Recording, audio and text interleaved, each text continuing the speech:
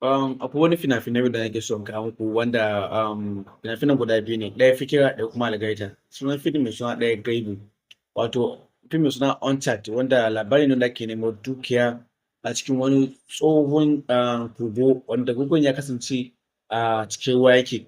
Labarin gaskiya labari ne daɗi domin wanda ya yi Spider-Man shi ne da ya fito a fim ɗin wato Tom Holland da kuma sauran jarumai a cikin labarin fim. Gaskiya labari ne mai daɗi sannan labari ne mai kyau amma fim ɗin Amerika ne. Sai fim na biyu mai suna Kidnapper shi kuma fassarar Fikira ne. Fikira gaskiya yana ƙoƙari a cikin 'yan kwanaki nan wajen iya fassara fina-finan shi da kuma labarin da yake kawowa masu daɗi gaskiya yana ƙoƙari sosai ba ɗan kaɗan ba. Da dukkanin mai buƙatar wannan fina-finai guda biyu Gaibu da kuma Kidnapper yawan magana akwai su available.